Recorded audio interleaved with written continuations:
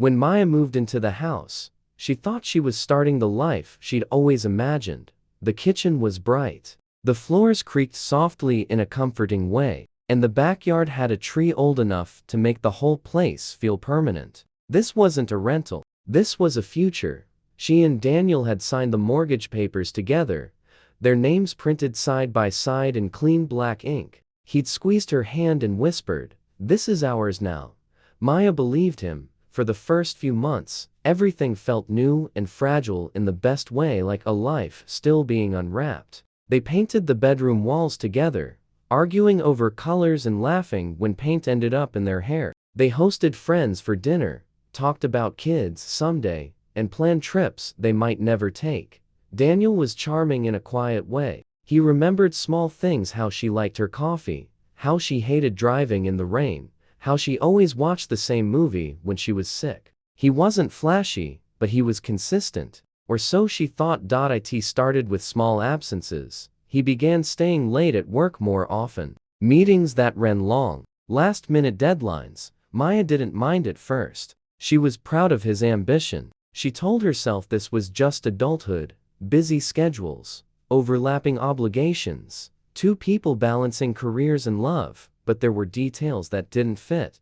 He started guarding his phone. Not dramatically, just subtly. Face down on the table. Muted notifications. A new password. Once, she teased him about it. "Are you hiding state secrets now?" He laughed too quickly. "Just work stuff." She let it go.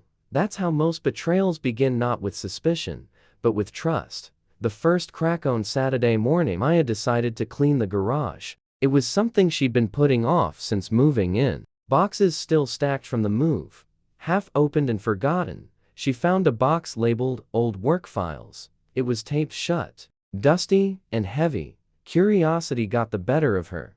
Inside were folders, notebooks, and random items Daniel had clearly thrown in without sorting. She flipped through documents until something caught her eye: a receipt.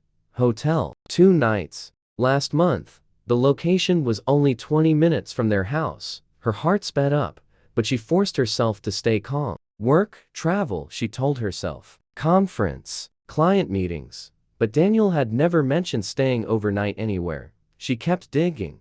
Another receipt. Same hotel. Different date. Her hands trembled slightly as she sat back on the concrete floor. It could still be innocent, she told herself. People forget to mention things. She put everything back exactly how she found it. Then she waited. The question that evening. Daniel came home late again. Maya was on the couch, pretending to scroll through her phone.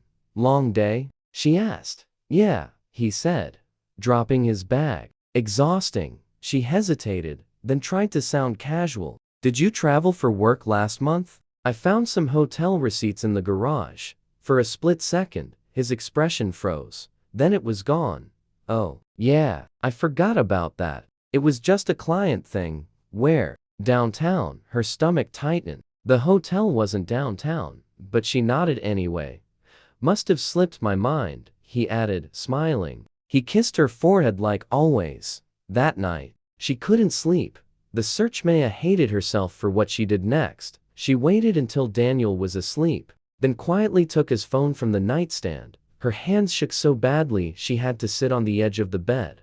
The password had changed. She tried the old one. Nothing. She tried his birthday, her birthday, their anniversary.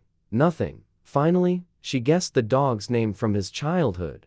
The phone unlocked. Her chest tightened. She wasn't sure what she was hoping to find. Proof? Nothing? Permission to stop worrying? She opened his messages. Most were normal. Work, friends, family. Then she saw a contact saved under a single letter, L. Her heart dropped. She opened the thread. The messages weren't sexual. They were worse. "Miss you already. Can't wait for next week." Did she notice anything? "Be careful." There were photos too, not explicit, but intimate. Her kitchen, her couch, her backyard. Photos taken when she wasn't home. Maya felt dizzy. Her house wasn't just hers. It was someone else's too. Confrontation. She didn't scream. She didn't cry. She waited until morning. Daniel was in the kitchen making coffee when she walked in. "Who is L?" she asked. He didn't ask what she meant. He didn't deny it, he sighed. It's not what you think. She laughed once sharply. Then explain it. He hesitated, then pulled out a chair and sat down. She's someone from work. It just happened. That phrase again. It's been going on for months, Maya said quietly. In our house. He looked down. I didn't mean for it to get serious. But it did. Silence. He rubbed his face, looking exhausted. I didn't want to lose you. Maya stared at him. You already did. The twist, she thought that was the worst part. She was wrong. A week later, she received a message on Instagram. From L. The profile was private. No photo. The message was short. We need to talk. You deserve the truth. Maya's hands went cold. Maya stared at the Instagram message for a long time. We need to talk. You deserve the truth. Her first instinct was anger. Her second was fear. She didn't reply immediately. Instead, she sat on the edge of her bed, staring at the walls she had painted with Daniel, wondering how many secrets they were holding. Finally, she typed back. Who are you? The response came instantly. My name is Lena. I'm Daniel's girlfriend. Maya's fingers froze over the screen. Girlfriend, not coworker, not fling. Girlfriend, she swallowed and typed. We're married. There was a pause this time.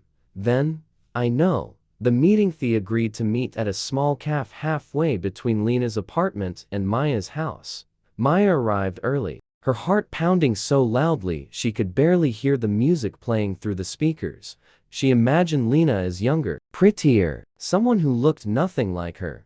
When Lena walked in, Maya's assumptions collapsed. Lena was older, mid-30s, with tired eyes and a calm, steady posture. She looked like someone who had already lived through too much. They recognized each other immediately. You're Maya, Lena said quietly. And you're Lia replied. They sat across from each other in silence for a moment. Two strangers connected by one man's lies. Two stories. Kaladelina was the first to speak. He told me you were his ex, she said. That you two were separated but still own the house together. Maya let out a short laugh. He told me you were just a coworker. Lena shook her head. Slowly, we've been together for 2 years. Maya felt the air leave her lungs. 2 years. They had bought the house 1 year ago. Did he ever stay at your place? Maya asked. Yes, Lena said. But he said he traveled for work a lot. Maya thought of the hotel receipts. He told me he was staying late at work. They stared at each other, the puzzle pieces clicking into place. He had 2 schedules, Lena said softly. 2 calendars, 2 phones. Maya's chest tightened. I only found 1 phone. Lena pulled something from her bag and placed it on the table. Another phone. This one, she said. He forgot to log out of everything. Maya stared at it like it was evidence in a crime scene. The second Lena unlocked the phone and turned it toward Maya. Messages, photos, voice notes, a whole life. Pictures of vacations Maya had never taken. Selfies in cities Daniel had never mentioned. Conversations about future plans, kids, marriage, a house. With Lena, Maya felt sick. He proposed to me, Lena said quietly. Maya's eyes widened. When? 6 months ago. Maya felt the world tilt. She had been planning a renovation of the kitchen 6 months ago. They had been discussing children. 6 months ago, he had proposed to another woman. The worst truth. Lena hesitated before speaking again. There's something else you should know. Maya's stomach twisted. I'm pregnant. The calf noise faded into a dull, Pregnant? How far along? Almost 4 months. Maya stared at her, unable to speak. He said he was going to tell you, Lena continued. He said he was waiting for the right moment. Maya laughed bitterly. The right moment doesn't exist. The confrontation that night. Maya waited for Daniel in the living room, the second phone on the coffee table like a weapon. When he walked in, he froze. You met her, he said. Yes. He dropped his bag and sat down slowly. He's pregnant, Maya said. He closed his eyes. I know. Silence stretched between them. How long were you going to keep this up? She asked. I thought I could fix it. Fix what? 2 lives? He looked up at her, eyes bloodshot. I didn't mean to fall in love with both of you. Maya stared at him. That's not love. That's addiction. He opened his mouth, then closed it. The Kawisa Maya spent the night awake, staring at the ceiling. By morning, she had made a decision. She packed a suitcase. She didn't scream. She didn't cry. She didn't beg. She left the house quietly, keys on the counter. But as she closed the door, her phone buzzed. A message from Daniel. I'll end it with her. Please come back. Another message arrived immediately, from Lena. He says he's choosing you, but I'm carrying his child. What should I do? Maya sat in her car, frozen between 2 truths. 1 man, 2 women, 1 unborn child, and a decision that would change all their lives forever. Cliffhanger. Maya looked at the house in the rearview mirror. She wondered which life Daniel would destroy first, or if she would destroy both. Maya never replied to Daniel's messages. Instead, she sent one message to Lena. He doesn't choose. We do. The next day, Maya filed for divorce and listed the house for sale. Lena blocked Daniel and moved back to her hometown, keeping the baby but cutting him out completely. Daniel lost everything in 1 month: his wife, his future, and the life he built on lies. Months later, Maya met someone new. He didn't hide his phone. He didn't disappear. He didn't make promises he couldn't keep. For the first time, love felt quiet and safe.